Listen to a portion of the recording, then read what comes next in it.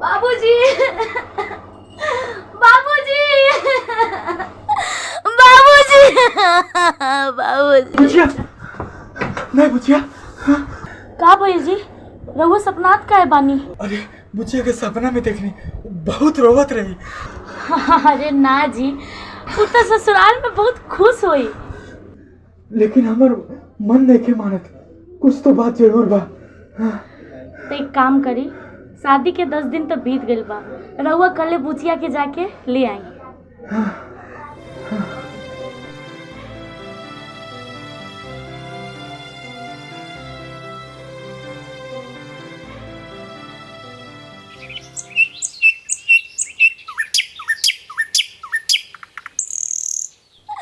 बाबूजी, बाबूजी।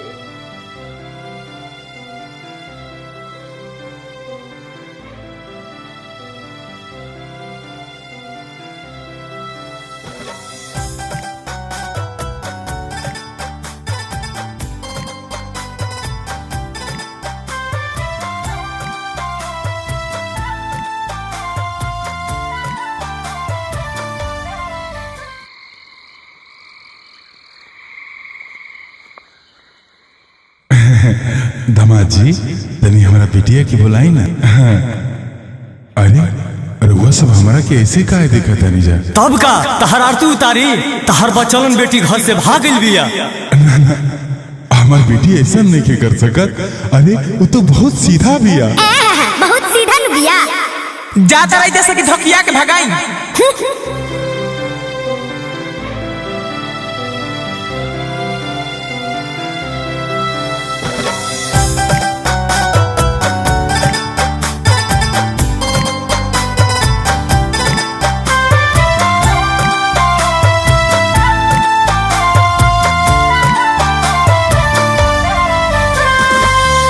कहाँ पिया करा के बोलाई दी जा,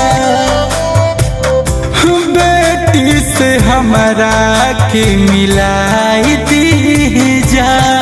भगाई जैसे कहो तन्नू की तार बेटी है जनई खे।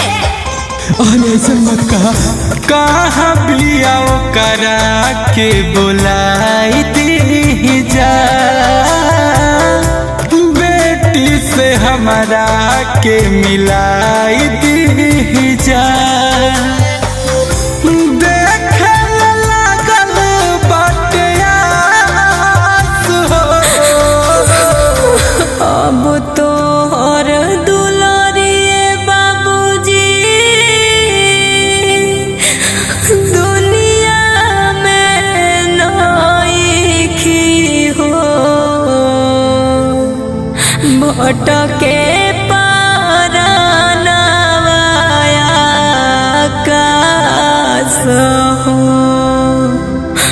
घरवा में गड़ल हमार लाश हो।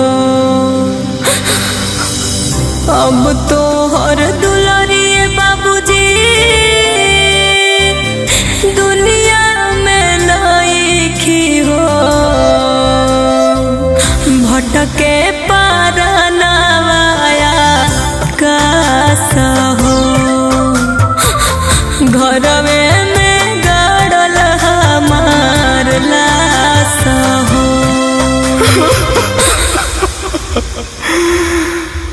बेटी, हे बेटी, तू कहाँ बाड़ू बेटी?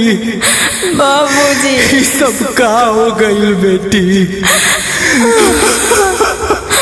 बाबूजी मत रोई बाबूजी, ये लोग गाड़ी या सिकड़ी के खातिर मार देलक लोग हमके बाबूजी, जान से मार देलक लोग बाबूजी। अब हम ई दुनिया में ना आ सकिले बाबूजी।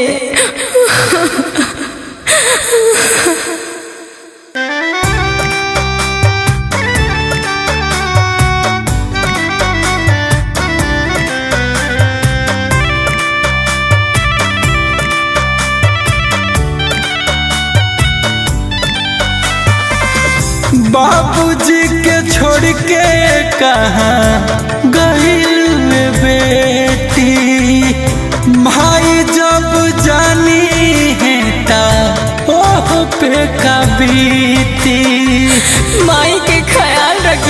बाबूजी, मत रोवा बाबूजी हो, तोहके ना भुलाई, अगला जन्म में फेरू बेटी बन के आई। बहनल दहेज दुश्मन खास हो, अरे सास धैली गोड़ावाए बाबूजी,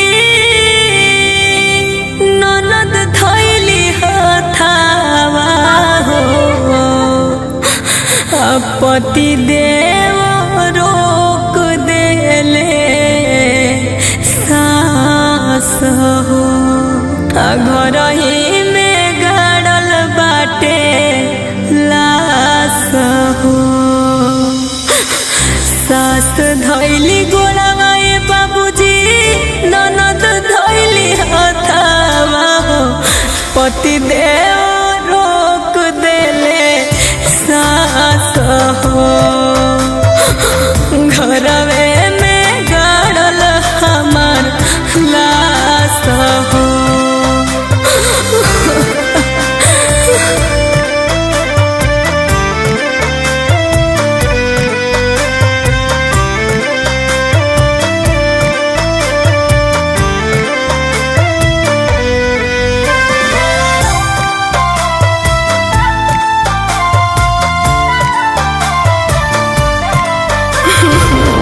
बाबूजी, बाबूजी।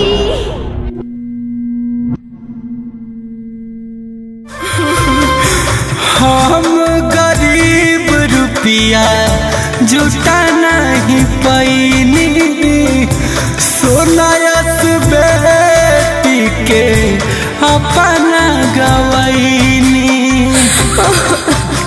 अब का कर सकता बाबूजी, जाए दाए बाबूजी ना कर अफसोस हो, ये सब बाटे हमारा किस्मत के दोष हो। पापियन के होखे सर्वनाश हो, हरे राम हसमु